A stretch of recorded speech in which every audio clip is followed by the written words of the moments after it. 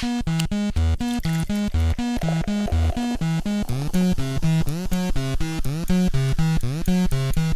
to the Pint and Click podcast. I'm Dave. I'm here with Joel and Tony, and we're talking about a couple of movies today because it's Oscar season, but it's also Razzie season. So we thought we'd take one of each. And so we're going to talk about first The Shape of Water, nominated for an Oscar, several awards, an amazing movie, I'm going to say right off the bat. And then we're going to talk about Baywatch, which may also be an amazing movie as well. But first, The Shape of Water. Tony, Joel, what did you guys think of The Shape of Water? I loved it. I love Guillermo del Toro movies, but I think that this particular Guillermo del Toro movie kind of soared beyond my expectations and painted a really fascinating narrative that I was not expecting. And it just had some really fascinating characters, too, that just made the movie from start to finish just very, very interesting, like a lean-in, thoughtful, and intense movie. The kind of movie that Guillermo del Toro does. But I agree. Yeah. It took you off the path that you walk in with some notions about how a movie might go, and it didn't allow you to stay on the track very long, and every time you thought you discovered what track you were on, it took you to another direction, and I thought it was an original movie in most cases.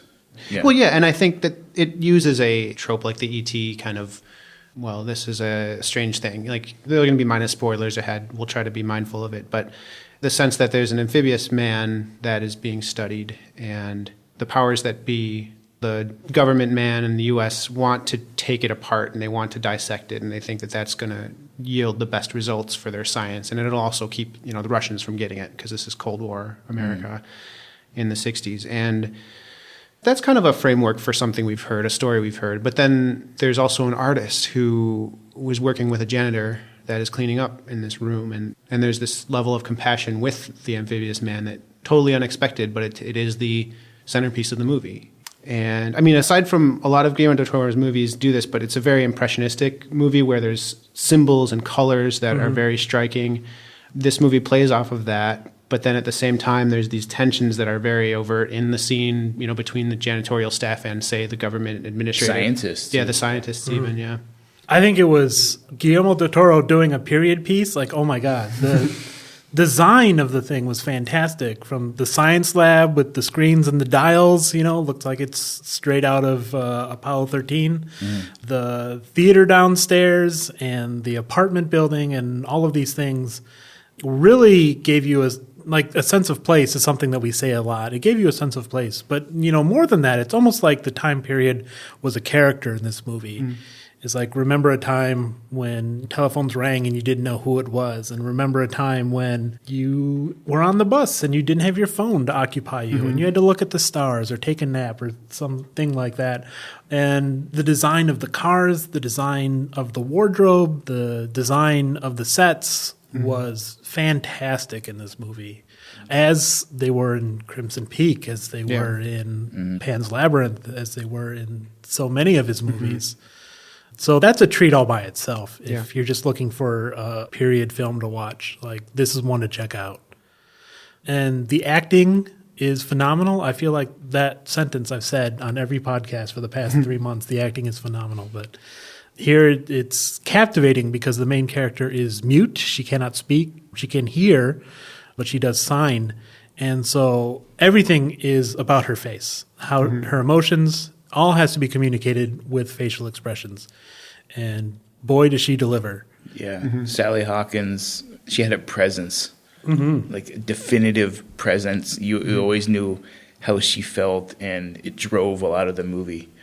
Just watching her reaction, and even the scenes, as you mentioned, the bus. The bus scene was magical to me, with the rain coming onto the window, and you could see what she was thinking about, and you could just kind of get in her head. Even though she wasn't speaking, you could honestly just see what was going on inside of her. I thought that was great. Yeah, what a thing to say is that the bus scene is memorable. It's just her riding on a bus, but and it rained. Rained. But it was great. It was but a great scene. That's a scene that sticks out in this movie, along with so many. And then that contrasted with the amphibious man, who was not given a name. I think IMDb literally calls him the amphibious man. He had to emote so much with his body language. There was an actor in that costume, in that makeup, and the face was a little bit static. He had some gill action on the side of his face that they would articulate, but otherwise it was how he stood, and sometimes it was imposing and sometimes it was vulnerable, and like the And eyelid movement too, I believe. eyelid movement and his breathing was a major part of his presence, of his character's mental state, whether he was breathing easily or whether he was not breathing easily or whether he was gasping. These things were all key to this. Who was the Giles? Was it Richard Jenkins, right? Is that his name? The artist next door? I believe so, yeah. I adore him in everything he's in. I love Step Brothers, where he's the father of the two men. And in this, he played a character that was the personification of the movie. Someone who is wistful and idealistic and at the same time kind of afraid, kind of lonely. This movie is all about loneliness, the loneliness of the characters. At least those three characters, if not more, if not, the loneliness Zelda feels in her own house with her husband. Who, at best ignores her, at worst, mistreats her. The loneliness of our protagonist and our amphibious man and of the artist next door, of the business owner downstairs who can't get anyone to buy a ticket to his theater. It's all about loneliness all throughout. Michael Shannon goes home on several scenes and you see his family and it's like they're not even there. It's just like him as a rock and they're just like waves splashing around the room. They're not even, don't seem like a part of his life. It seems like he is his own man and they are just around. Well, and he almost creates his own loneliness, right, through his demeanor, also through some repellence of his physical body. Oh yeah. So that was just I hate to say a microcosm, but that was to me the putrefaction of his inner being. Yes. Solar, was on display. Whereas it's also a product of that time was like one of the most animated and colorful scenes of the whole movie of his was the scene where he buys a Cadillac, and it was like all this soundbite kind of slogan, the Cadillac is the car of the future, and you are the man of the future. I think he even says that. Yeah, I don't know. I just thought that was a great moment where it's kind of like he is more his suit and his material kind of like idea of who he is than anybody. Like he's a little hollow. Right. In that way. This is how things should be. So therefore, this is how I am. Yeah. Yes. And there's the line he says that, I don't fail, like I deliver. I don't remember it verbatim, but. Yeah, when he's talking to the 5-star general. Right. Yeah. So much of this movie is about character work between two characters, which I will contrast later on in the podcast, but it's people finding ways to connect. How do you connect with a fish man in a tank, Turns out food and music is how this character chose to interact. How do you interact with the artist next door? Oh, television is a way to interact. Movies, old movies Dancing. is a way. Yeah. Yeah. Old movies played a huge part in this movie as a thing where people are brought together, a thing that was fascinating, a thing that was compelling. It's kind of a love letter to old films, I think, is to have them showing on TV. I did like that the children in Michael Shannon's family watched television as opposed to movies. I thought that was an interesting switch. Like maybe, they are the future. They're not about, old movies with grand sets and big dance numbers. They're about, I forget what he said they wanted to watch, but, a TV show. Right. What does this technology bring to you? Does it allow you to revel in the days of yore or in the true art form, or does it allow you to, partake in what syndicated, short-term memory span kind of things now? But they're using the same piece of technology, so to speak, with the TV, right? But for different purposes. Right. Yeah. Well, and I think it's kind of representative of like, again, that consumer culture versus something that's maybe a little bit more internal, and maybe some of the larger narratives of the time being expressed in like these grandiose films. Or I wanted to even step back, and you mentioned how loneliness was kind of a key factor, whereas this was bringing people together, and this was like a kind of a narrative that bound various diverse people together. And but I also wanted to bring up that like, part of the loneliness was also they were small people and they were afraid. They were janitorial staff who had everything to fear in this larger institution, and he was an artist that wasn't going to get paid if he didn't do exactly what they wanted and didn't revolutionize his art. when he was just creating stills of these pies and things like that, Not to mention, he had like a romantic feelings towards the young guy at the diner. So it was like there was all this, he didn't really have a place in the world. So I think like they all had these common shared things inside them that they couldn't quite express, Yet it brought them together through these narratives and through they became, in their way, they were a family. Mm-hmm. However strange or, various connections might have been.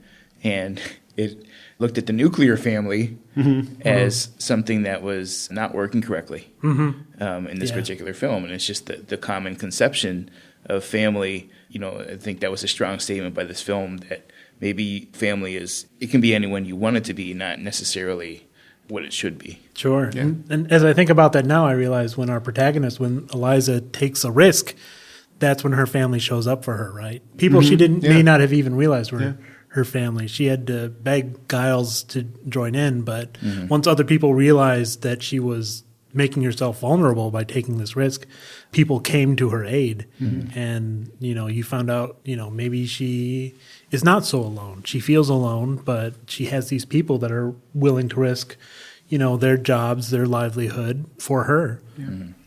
Anything else about The Shape of Water that struck you? I mean, there are some gorgeous scenes that I don't want to describe because I don't think I do a very good job of just telling you about these scenes. You should go see it for yourself. It is worthy of an Oscar nomination, absolutely, because it's gorgeous and it's well acted and it's provocative. It's pulling all these feelings that we have forward to have a discussion like this.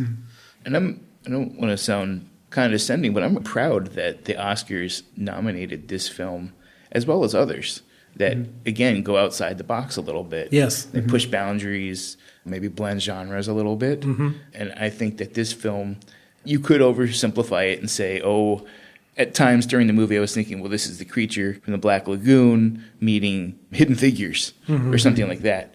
But there's so much more to it. Guillermo del Toro is a maestro when it comes to, and I've said it before, telling stories that have meaning and that resonate. And this resonated a lot. Yeah. Yeah. So we all agree. I think it is a great film. If you're interested in more of Guillermo del Toro's work, come to the library. We got Crimson Peak. We got Pan's Labyrinth. We got Pacific Rim. I wanted to mention Kronos. It's one of his early Mexican films that got published a little bit later in America. And I think it's one of the first ones. I really liked it. Kind of horror elements in that one, too. He helped write a novel series, too, right? The Strain. The Strain. So plenty of his work here at the library to check out. But moving on from our Oscar nominee to our Razzie nominee. If you don't know, the Golden Raspberry Award is given to bad movies and bad actors. I believe the night before the Oscars is when it's traditionally held. Who are good at bad acting, right? Yeah.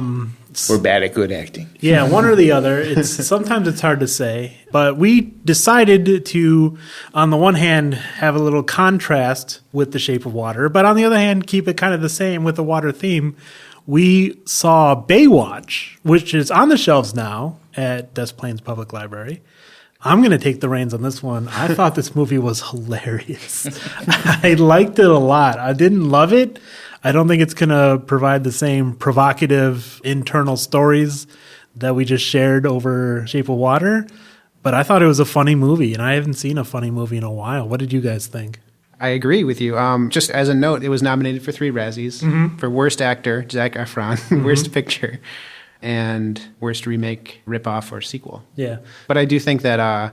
strangely, it was surprisingly good. I laughed a lot, and I enjoyed most of it, and even the awkward parts, which, I mean, it's Baywatch. It's the film I cringed about even thinking about watching, probably, through the 10 years that it was running. I didn't realize it had run that long, but I'm happy I saw it. I actually would end up recommending it to people if they were in the mood for something funny. If you're in the mood for something funny, that's vital, yeah. Yeah.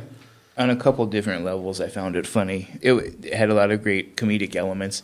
And the other parts of it, they were just inconsistent with what they were trying to do in the movie, or not what they were trying to do. They just didn't care.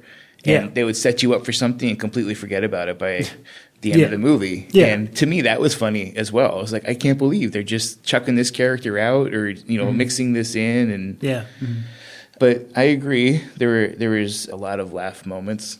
The plot is terrible. I think we can all agree on that. Yes. Oh, gosh. The plot... on its face is the worst. It's laughable. It is laughable. That's true.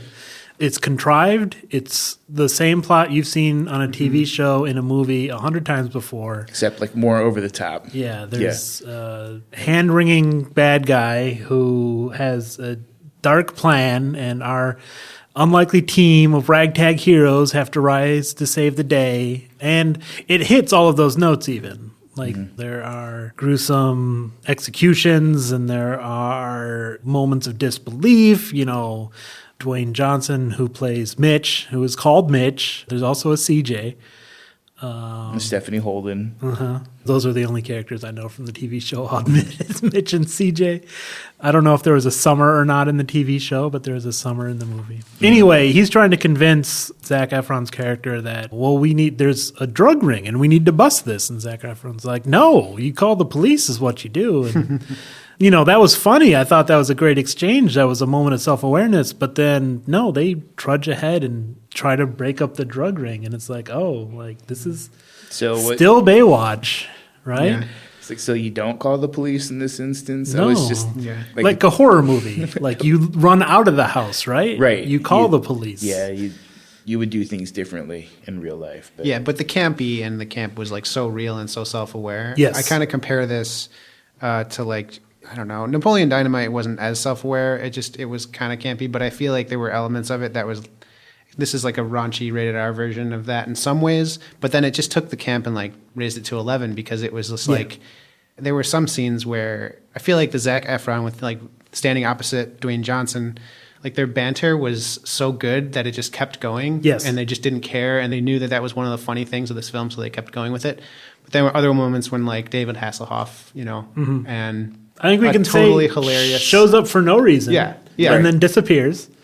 And Exactly. Well, I think it's like it's just weird and funny. contractually obligated to show up in anything of Baywatch course. related. Right. But they could have worked it in a little better. Right. It was quite jarring. Than just very like, jarring. excuse me, I'm here now. And no one saw him come in the room. That was, anyway. He's a little supernatural, I guess, is the edge they wanted to give him. So I feel if you have the right attitude towards this movie, it can be funny. It's certainly not something that's going to challenge you. I don't think it's the funniest movie I've seen in a while. I think 21 Jump Street is 10 times as funny as Baywatch, but I do think that Baywatch is not bad. Worst movie of the year, that would surprise me, especially when it's up against Transformers 4 and the Emoji Movie, The Mummy. I can't imagine Baywatch is worse than those movies. It's not so bad. It's actually kind of funny. There is character work, as I said, where two characters are trying to get along, and when it's Dwayne and when it's Zach, it's great. And when it's any other two pairs of people, it is not good. It is a 5-minute snoozer. I watched this movie as I was getting ready for work in the morning, actually, and there were times when I'd be like, I'm going to go clean some dishes and come back to this movie. And I did, and I missed nothing, and I came back, and there was another funny scene, and I had a good time. So I don't know about a theater viewing of this movie. If you missed it in the theater, you probably made the right decision. But I would recommend renting it. I had a good time. I was surprised by the director. Yeah. Has some interesting credits, including King of Kong, the documentary about the men who compete for the highest score in Donkey Kong. That's a lovely film. It's an awesome film. Yeah, it's an awesome film. And so I was kind of delighted to see that he's still getting work and big budget work at that. He must have gotten paid a lot of money to direct Baywatch. So good for him. On the other hand, Baywatch is Baywatch. It's kind of what you expect. Yeah, I think the very first scene should have been Dwayne "The Rock" Johnson jumping over a shark in a jet ski, and then that just sets up. We've already jumped the shark. It's downhill from here, folks. Well, when the movie title came on screen, it did flip a few dolphins off of it. Yeah. So. That was kind of the signal. Like if you're expecting anything more, you best leave now. Well, and one of the story was helped created by Thomas Lennon, who is Reno 911. And if you go all the way back to MTV's The State, he's always had a very offbeat sense of humor. When I saw his name in the credits, I was looking forward more so than I had been before of watching this movie. I think the jokes hit, but nothing else does. Yeah. Like, I don't care about the characters. I don't care. Like, their romances are telegraphed from a million miles away. Mm-hmm. How they're going to end up at the end. You say the jokes are good, fine. What else is good about this movie? Nothing. It's all the same shot of people on the beach. Right. You know, And it's not interesting sets. Mm-hmm. It's not interesting costume design. They're all in the same red bathing suits. If you like muscles, I think it would be good. Yeah. That's a good point. You know, because there's a lot of that. And again, self-referential. Mm-hmm. The slow motion running. Mm-hmm. You know, this always. Yeah, they referred to the slow motion running. They referred to the TV show at one point. Mm-hmm. But yeah, it's got nothing else going for it. The jokes are good though. A+ work on making it funny. Mm-hmm. But and whatever, I'll forget it in a month. And there were moments where I was trying to figure out, is this, going into it, the Baywatch show happened in California. Mm-hmm. Going into it, they showed the early morning, the beginning of a day, and the sun rising over the water. I'm like, well, that's not California then. It's not the West Coast. Is it in Florida? Like where? And obviously, they never talk about exactly where it is. But I realized at that point, like 3 minutes into the movie, stop. It's yes. If you're paying attention to stuff like that, then you need to just stop because yeah. Turn off that part of your brain. Yeah. And just watch moving figures interact with each other and listen to the banter and the lines. So because it was really inconsistent in a lot of spots where they would develop relationships at the beginning and then not care about them at the end. Mm-hmm. Yeah, I mean, some of the characters don't even have very strong relationships with anyone. Like, even, like, Mitch, I thought that Dwayne Johnson, as the actor, like, brings some class to that role in the sense that he's really a goody two-shoes character, but he's got, like, a rough wrestling guy exterior. Mm-hmm. So the only really way he can express it, though, in this film is basically to pick on Zac Efron's character, which is all in good taste. Like we said, it's really funny. But it's just funny because he's a good guy. I mean, he's like a good guy to the core where he wants to solve the problems of this bay, It's like, that's about it, though. Like, what else does he have? Right, and there are other characters where they expose some serious issues with the character. Zac Efron his character has a trouble with alcohol, and they really don't care about that problem. It's just, at the end, they just kind of, what reference did we, that one, don't worry about that, now we're doing this. Stephanie Holden's character of being passed over, I'm sure that she had a big axe to grind, but she was there for again, we could just stop with the character examination because there is, as you were saying, there's if any. And then even the interaction I'm remembering now between Dwayne Johnson and Zac Efron, it's straight out of Scrubs, right? It's nothing new. It's Dr. Cox and JD all over again, calling them boy band names instead of girls' names and just relentless picking on the new guy because you're trying to shape him. Like, they just stole that bit from Scrubs, and it's the best part of the movie. So I don't know. Should you rent Baywatch? I think so. If you're looking for some laughs, it's funny. If you're looking for anything else, then no. Yeah, I'm always a big proponent on reviewing a movie on two scores. One, the critical, and the other one is the fun factor. Did I have fun watching this film? Sure. In this winter where we live in the Midwest and we have snow and it was just fun to watch sunshine and sand and surf. I had a good time watching that. So yeah, I had a good time. Watching it. In fact, there's a point where Hasselhoff gives him beef for wearing shoes. Yeah, and I can't stand wearing shoes. I'm like, all right, yeah, that was funny. Wearing shoes. That was a good joke. Yeah. Well, and also, I mean, I think I have in my notes, like, is this a remake of a dead show that should have remained in its grave? And I don't think, no, I think, like, sometimes you're bringing something back and you're actually adding to it, right? Yeah. So it's kind of like it's adding to what was there. And I don't know, I can't speak to what Baywatch used to be. This probably has very little to do with the original show, besides all the references, but it was a loved show internationally. I don't really know much beyond that. It ran for 10 years. It's a huge success internationally. Yeah. I remember putting it on my calendar to watch when I was a kid. Like, this show looks great. And it was right off of Hasselhoff being, Knight Rider. Right. Yeah. And, oh, come on. Everything this guy touches is golden. Yeah. And my brother and I, we loved watching that show. And then after 2-3 years, we're like, okay. Yeah. So it was the same show all over. Yeah. At the time. So. And then this movie, the plot is the same show over. It's another criminal plot to take over the bay, and the lifeguards. Who knew that like a place of recreation would have so much crime and corruption and evil going on. It's that South Park episode where it's, they're trying to buy the youth center and turn it into a hotel, and so the kids have to get in a skiing competition. It's that same story. Like, even, South Park and Simpsons have already made fun of it. It's over. Like, don't try to do it again. But the jokes are good. The interaction between Dwayne Johnson and Zac Efron, I've said it twice now, I'll say it 3 times, it's really good. But that's it. The interaction between any other 2 actors, including Dwayne Johnson and Zac Efron, is not so funny. So luckily, there's a lot of that. Maybe this movie was saved in editing. They're like, this stuff is really funny, so let's make sure we put as much of it in as possible. So. Well, yeah, it certainly earns its place among the Razzie nominations.